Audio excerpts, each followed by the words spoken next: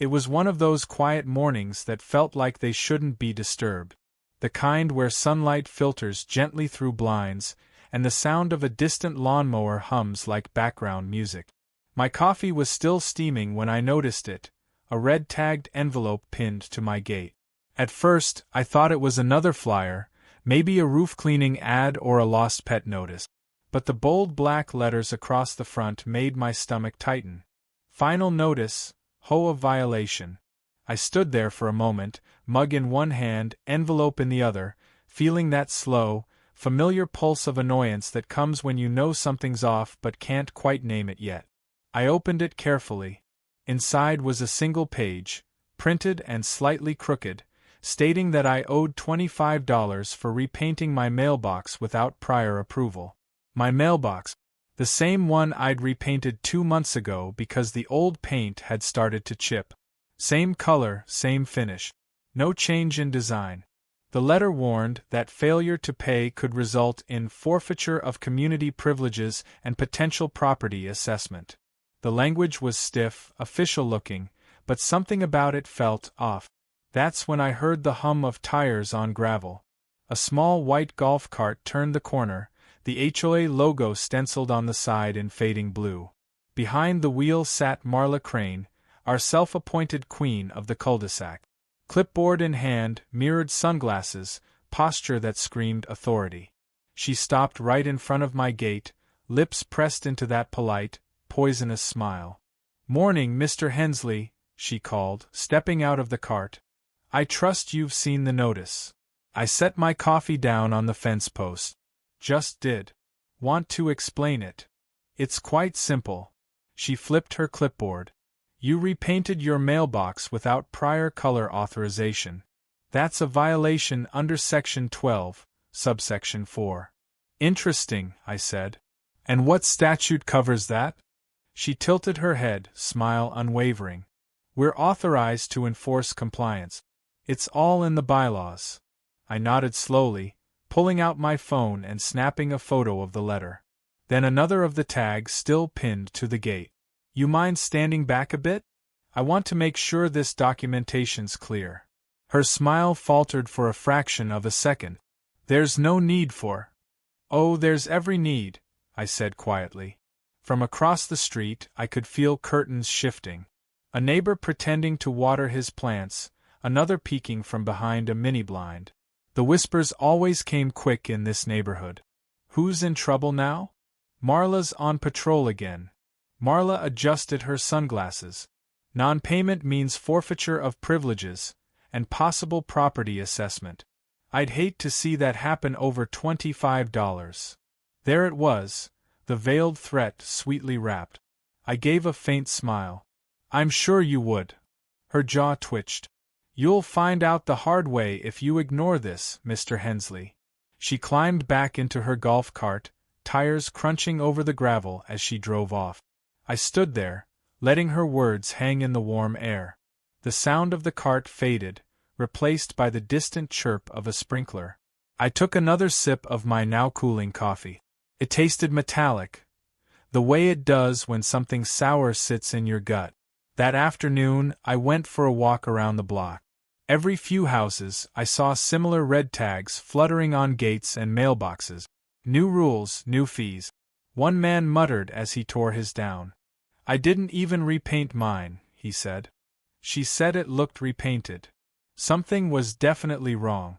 By evening, my desk was littered with papers. I pulled out the old HOA charter from my filing drawer, the one they'd emailed when I moved in 5 years ago. I flipped through every section, every amendment, every dry paragraph about landscaping, trash bins, parking restrictions. No mention of mailbox colors. None. I even checked the county filings online. The latest version of our charter hadn't been updated in 2 years. I sat back in my chair, the room dim except for the yellow lamp light brushing across the page. My hand tapped against the table, steady, deliberate. They'd made it up. Marla's rule, the fine, the threats, all of it was fabricated. And if she'd faked one rule, how many others were built on the same lie? Outside, a light breeze brushed through the trees, carrying faint voices, neighbors talking in hushed tones. I closed the binder, my decision already forming like quiet thunder. Tomorrow I'd start digging. But for tonight, I stared at that red-tagged envelope one more time, lying crumpled on my table, and smiled to myself. The game had just started. By the next morning, the neighborhood had lost its stillness. The air carried a strange, nervous rhythm, the crunch of tires on asphalt, the click of a camera, the faint scrape of a measuring tape snapping back into place. Marla was back. Her white golf cart rolled slow and deliberate down the street, like a patrol vehicle staking its claim. This time, she wasn't alone. 2 men followed her. Middle-aged, wearing matching polo shirts with plastic badges clipped to their collars. Inspectors, apparently. Volunteers she'd handpicked to help her enforce compliance. I sat on my porch, mug in hand, pretending to read the newspaper while my phone camera recorded from the railing. They stopped at Mrs. Dyer's house first. She was nearly 70, her lawn neat as a postcard. One of the men crouched down, holding a measuring stick against the edge of her driveway. The other took photos. Marla scribbled something on her clipboard. Mrs. Dyer stepped out, her voice small but steady. "Is there a problem?" Marla's tone was syrupy. "Your lawn extends 2 inches past the borderline, Mrs. Dyer. That's a clear infraction." 2 inches, she stammered. "That grass has been the same since." "The rulebook is clear," Marla interrupted. "We'll issue a notice. No need to make this uncomfortable." The woman's shoulders slumped. She went back inside, door closing softly behind her. The golf cart rolled on. Next, they reached the McAllisters' driveway. Young couple, both working double shifts, barely home enough to breathe. One of the inspectors pulled a tape across their concrete, measured the oil stains, and took photos like he was documenting a crime scene. I zoomed in with my phone. Every detail. The clipboard, the angles, the smug satisfaction on Marla's face. She was performing. This was theater, not regulation. The wind carried a murmur, 2 neighbors whispering across hedges. "She's been issuing fines for weeks now," one said. "No board meetings, no votes." "I heard someone paid cash just to make it go away," the other replied. Cash. That word sat heavy in my chest. I flipped my camera to video and started recording openly now. The golf cart turned toward my driveway. Marla's sunglasses reflected the morning sun like a warning. Her inspectors followed, stopping at the edge of my lawn. One of them bent down, took a few photos, and straightened up. "You've got paint chipping near the base," he said flatly. "That's another violation." I smiled. "Really? That patch is primer. I'm repainting it this week." "Doesn't matter," he said. "It's non-compliant until completed." Marla watched in silence, chin high. I leaned forward, calm but pointed. "Mind if I ask, who exactly are you reporting to?" The man hesitated. "The Enforcement Committee." I tilted my head slightly. "Which doesn't legally exist." He blinked. Marla's expression tightened. "Refusal to comply will be reported," the man muttered, scribbling something on his clipboard. "Good," I said. "Make sure to include the statute number. Saves me time." For the first time, Marla's mask slipped. Just a flicker of irritation, gone as quickly as it came. She turned to her volunteers. "We're done here. Move on." They left another notice on my gate. This one stamped second violation, foreclosure proceedings possible. I read it twice, feeling that cold burn under my ribs. Foreclosure. For a patch of primer and a made-up mailbox rule. They moved on down the street, their golf cart stopping every few houses. Each time, more whispers followed. Curtains fluttered. Cameras clicked. Fear was spreading, not because people believed in Marla's power, but because they weren't sure what she could get away with. By noon, the cart disappeared around the corner. The street fell silent again, except for the rustle of paper, red tags swaying on gates and mailboxes like warnings from an unseen tyrant. I stood, walked to my fence, and checked my camera footage. Every minute was there. Time-stamped, clear audio, steady video. I was about to go inside when I noticed something in the frame. One of the inspectors had stopped at the corner house, Mr. Lopez's. The man handed over a folded bill.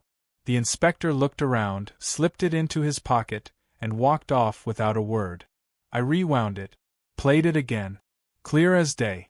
My thumb hovered over the pause icon as I stared at the screen, a slow, steady satisfaction creeping in. They thought they were running a show. But now I had the first crack in the mask.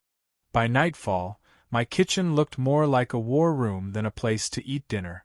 Stacks of paper crowded the counter. Bylaws, meeting minutes, annual reports, every scrap of documentation I could print or download from the HOA portal. The hum of the printer had become background noise, steady and cold. I spread everything across the table, color-coded folders open like the wings of some bureaucratic creature. The air smelled faintly of ink and burnt coffee. I started with the obvious, the mailbox rule.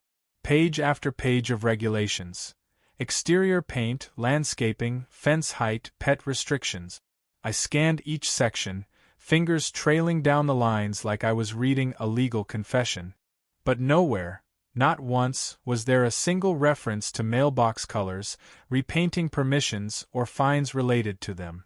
I checked the amendment section next. Nothing filed in the last 2 years. The so-called subsection 12, Clause 4 Marla had thrown at me this morning? It didn't exist. That was my first confirmation. The second came when I noticed something subtle. The HOA header on the recent violation letters wasn't quite right. The font was slightly thinner. The county registration number at the bottom, missing. I pulled an older notice from my records and placed it side by side. The fake one looked professional enough for the average eye, but to me it screamed counterfeit. If you're going to fake power, I muttered under my breath, at least spell the statute right. I leaned back, rubbing my temples, my heartbeat slow but deliberate. Beneath the calm, something sharp began to form, not anger exactly, but precision. The kind of focus that comes when you finally see the structure of the lie that's been sitting in front of everyone, unchallenged. I opened the county records site and started digging. Property management filings, amendment approvals, board registration renewals. Marla's name showed up plenty, but not where it should have. She had filed 3 bylaw amendments in the past year. Each was stamped received, but none were ratified. That meant they were never voted on, never approved, and never legally binding. So she'd filed fake amendments, printed fake violation letters, and used those to collect money. I sat there staring at the screen, realizing what that implied. Every fine she'd issued wasn't just unethical, it was theft. The printer clicked again. Another page spat out, the line of ink still drying when my phone buzzed on the table. A voicemail. From a neighbor. I hit play. Her voice was shaky. "Hey, just so you know, Marla told us you refused payment. She's calling for a vote to expel you from the association. Said you're causing trouble for the neighborhood." I let the message play twice, my jaw tightening on the second listen. The words were poison, and carefully chosen. Expel you. Trouble for the neighborhood. She wasn't just targeting me legally. She was trying to turn the community against me before I could speak. I clicked my pen, a small, steady sound that filled the silence. If she wanted to play politics, she'd picked the wrong opponent. I pulled a yellow notepad closer and started writing. No ratified amendments. Forgery of HOA letterhead. Illegal financial collection, cash evidence pending. My handwriting was small, tight, deliberate. Every note was another nail in her coffin. The kitchen clock ticked.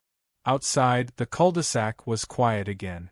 Porch lights glowed faintly under the trees, each window reflecting a life untouched by what was unfolding here, at least for now. I checked the time. 10:47 p.m. Then I opened my email. To County Compliance Office. Subject: Possible HOA fraud documentation attached. Body: Good evening. I'm a homeowner under the Maple Crest HOA. There appear to be falsified amendments and unapproved fines being enforced by the acting president, Marla Crane. Attached are copies of the relevant documents. Please confirm receipt. I hesitated a second before hitting send. Then, just as the message left my outbox, a new email arrived. Same sender I'd written to. The subject line was short. We've had multiple complaints about her. Can we meet? The cursor blinked at the end of that line, steady as a heartbeat. I leaned back in my chair, the quiet hum of the refrigerator filling the room again. Marla had built her empire on paperwork and fear. I was about to dismantle both. The community clubhouse was packed. Folding chairs scraped against the floor as people shifted restlessly, whispering over the low hum of the ceiling fans. The air smelled faintly of paper, sweat, and distrust, that peculiar mix that fills a room when everyone knows something's about to break. Marla Crane stood at the front of the room, a polished podium between her and the crowd. Her clipboard gleamed under the fluorescent lights, and her smile was too sharp to be genuine. "Let's begin," she said, voice smooth and carrying authority.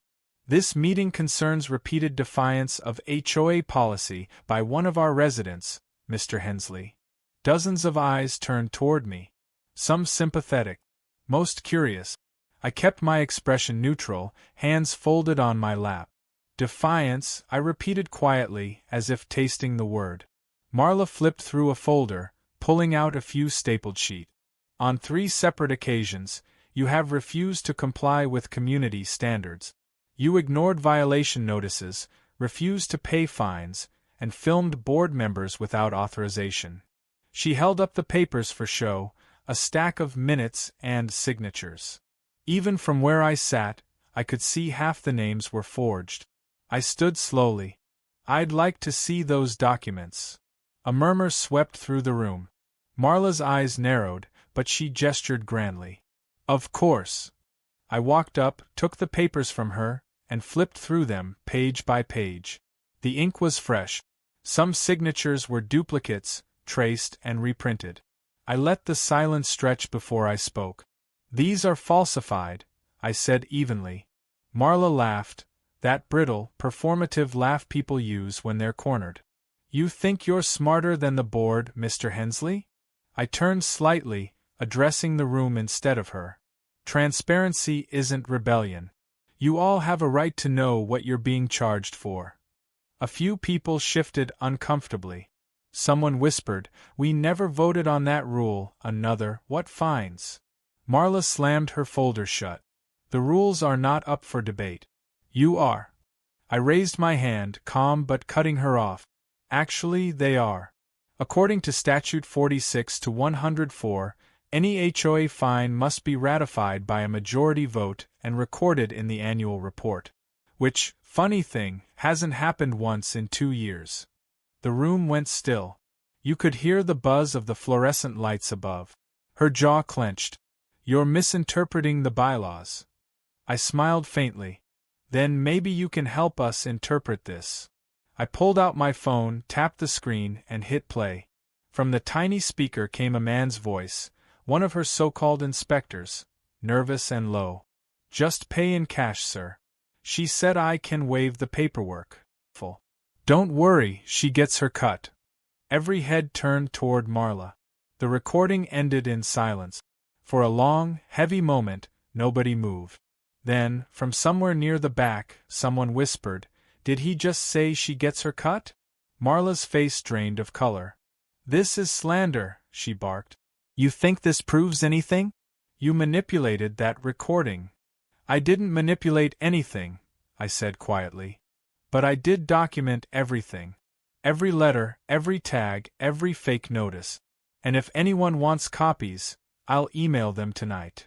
She leaned over the podium, eyes blazing. "You're a troublemaker, Hensley. Always have been. This neighborhood was peaceful until you decided to play lawyer." I didn't move. Peace without accountability isn't peace. It's control. Her hands trembled slightly as she gripped the microphone. Around us, the crowd murmured, doubt creeping in where fear used to live. "Wait," someone said near the front. "We never approved those fines. I checked last month's minutes." Another voice followed. "She's been doing this for years." Marla tried to regain her composure, straightening her jacket. "Enough," she snapped. "This meeting is adjourned." But the room wasn't listening to her anymore. People were turning to one another, whispering louder now, phones out, some recording. The power she'd worn like armor was cracking in real time. And then, from the back of the room, a voice cut through the noise. "Actually," the man said, stepping forward, his tone calm but firm. "That's why I'm here." Every head turned. He held up a badge, county seal, clear as day.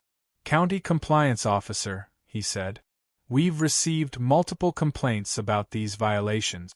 Ms. Crane, we need to talk." Marla froze, clipboard slipping from her hand and clattering to the floor. The murmurs stopped. The air in the clubhouse felt electric. The kind of silence that comes right before everything changes. The county records office smelled like old paper and cold air. The kind of place where the truth doesn't shout, it waits. Rows of beige filing cabinets stretched out under fluorescent lights, each drawer labeled with years and codes and the quiet weight of bureaucracy. The compliance officer, a tall man named Carver, stood beside me with a clipboard of his own, though his wasn't for show. "You've done half my job for me," he said, scanning the evidence I'd handed over. On the table between us lay my entire collection. Screenshots, time-stamped videos, fake notices, and a spreadsheet cataloging every bogus fee Marla Crane had issued. "Didn't want a fight," I said quietly. "Just wanted peace and privacy." Carver looked at me for a moment, then nodded once, slow and deliberate. "That's usually how these things start." We left the office together and drove back toward the neighborhood. The sun hung low, turning the cul-de-sac gold and tired-looking. People were already outside, clustered in small groups, whispering like it was Sunday gossip. But their eyes followed Marla's house. Carver stepped out first, flashing his badge to the curious onlookers. "County Compliance," he said evenly. "We're reviewing association finances." The murmurs rose like wind in dry grass. Marla must have heard, because moments later she appeared at her door. Her face was pale, lips pressed so tightly they looked drawn on. She clutched a binder against her chest, knuckles white. "Mr. Carver," she said, voice trembling between practiced charm and raw panic. "There must be some mistake. My records are perfectly in order." Carver gestured calmly. "Then you won't mind if I take a look." She hesitated, then handed over the binder. He flipped through it page by page, his brow furrowing deeper with each turn.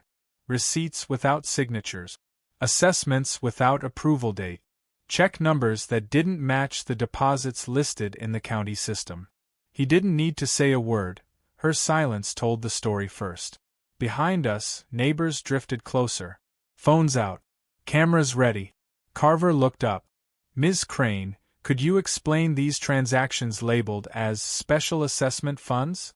"They were for landscaping," she said too quickly. "Community improvements." Everyone agreed. "No one agreed to those," Mrs. Dyer cut in, her voice shaking. "You said the board voted while I was on vacation." Carver turned another page, finding a line of numbers circled in red pen. "And these?" Marla swallowed hard. "Administrative costs. For cash." Her face broke, a crack, small but fatal. "It was easier," she stammered. Carver closed the binder. "Easier isn't legal, ma'am." I stepped forward then, handing him my printed timeline, every notice, every recording, every false citation. "It all ties back to her inspectors," I said. "They took cash payments. I've got video of it." Carver flipped through the pages, expression unreadable. "Meticulous work," he murmured. Then louder, to Marla, "You understand I'll have to freeze the HOA's accounts until we complete our audit." Marla's mask fell completely. "You can't do that," she snapped. "You're overstepping your authority." Carver's tone stayed even. "I'm enforcing it." Her breathing hitched. Then, turning on me, she spat, "You'll regret this. You think you're some kind of hero? You've ruined this neighborhood." I didn't flinch. "No," I said quietly. "You did that yourself." Her hand shook as she clutched her phone and stormed off toward her house. That night, she sent an email blast to the entire neighborhood, a full page of slander dressed as self-defense. Harassment, defamation, vendetta. She painted herself as the victim and me as the aggressor, twisting every word to make it sound righteous. But the tone had changed. People weren't whispering about me anymore. They were talking to me, asking questions, forwarding her emails with disbelief, offering copies of their own notices. Each message was another piece of proof, another thread unraveling the web she'd spun. When I checked my inbox later, there was one final email, not from her, but from Carver. Subject: interim action. Body: accounts frozen. Investigation active. Expect changes soon. I exhaled slowly. The quiet in my house that night felt different, not tense, not heavy. It was the kind of quiet that comes when the storm finally starts to break. By morning, the news spread like wildfire. Neighbors gathered near the clubhouse, murmuring in disbelief. Marla's golf cart sat abandoned by the steps, clipboard tossed in the seat. On the double doors, taped in crisp plastic, hung a single paper marked with the county seal. Property under investigation, access restricted. Someone tried the handle. Locked. A breeze picked up, carrying the faint sound of someone muttering, "Guess the Queen lost her crown." I just stood there at the end of the street, hands in my pockets, watching the seal flutter in the morning light. For the first time in weeks, the neighborhood was quiet again, the kind of quiet that comes right before people start rebuilding. By noon, the street was lined with cars, cameras, and the kind of silence that hums before a storm break. Neighbors gathered in loose clusters, arms folded, eyes wide. The county officer stood at the end of the cul-de-sac, a clipboard in one hand and a microphone in the other. Behind him, the local news crew adjusted their boom mic, the red light blinking like a heartbeat. Marla Crane sat on the clubhouse steps, face pale, eyes glassy. Her once perfect hair clung to her forehead in the heat. The same clipboard she used to rule the neighborhood now sat beside her, cracked at the hinge. The smug certainty she'd worn for months had finally drained out of her, replaced by the hollow disbelief of someone watching their castle collapse in real time. Carver cleared his throat and began reading aloud, voice steady and clipped. Effective this morning, the Maple Crest Homeowners Association is under temporary county supervision. Preliminary findings include forgery of legal documents, embezzlement of association funds, and intimidation of residents. A wave of murmurs rippled through the crowd. Phones lifted. Cameras clicked. Marla's face twitched, jaw tightening, but she said nothing. Carver continued, turning a page. Our investigation confirms that multiple fines and assessments were falsified and collected in cash. 2 individuals, operating under the direction of Ms. Crane, have provided written statements verifying this misconduct. At that cue, her 2 so-called inspectors stepped forward, escorted by deputies. They wouldn't look at her. One muttered under his breath, "She told us it was legit, said it was board approved." Marla's voice cracked. "You cowards! You were part of this." Carver didn't even glance at her. "You'll have your chance to respond in court." I stayed near the back of the crowd, quiet. I didn't need to say anything. The truth was finally speaking louder than she ever had. Every piece of evidence I'd gathered, the fake notices, the audio recordings, the missing funds, it was all lined up on a table beside the officer, each page stamped and labeled. The camera light turned toward me. The reporter stepped up, microphone poised. "You're the homeowner who uncovered it?" she asked. I looked past her, toward Marla, who sat frozen as deputies took her by the arm. Then back at the reporter. "Just the one who read the fine print." The reporter gave a faint smile. The kind people wear when they're trying to understand how something so small could unravel something so big. Behind her, the cameraman zoomed in on the county seal taped to the clubhouse door. "Guess we all owe you $25, someone called from the crowd. A ripple of uneasy laughter followed. It wasn't mocking, it was relief. The kind that comes when a long-held breath is finally released. Mrs. Dyer, the elderly neighbor whose lawn had been too long, shuffled up to me. Her eyes glistened. "I'm sorry," she said softly. We all believed her. She made it sound so official. I nodded once. She counted on that. Carver finished reading the charges and gestured for the deputies to proceed. As they guided Marla to the waiting patrol car, the cameras followed her every step. She tried to lift her chin, to summon some fragment of the authority she'd wielded, but the image that made the evening broadcast wasn't one of power. It was of a woman finally realizing her kingdom had been made of paper.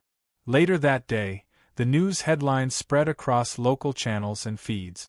Local HOA president arrested after residents' investigation.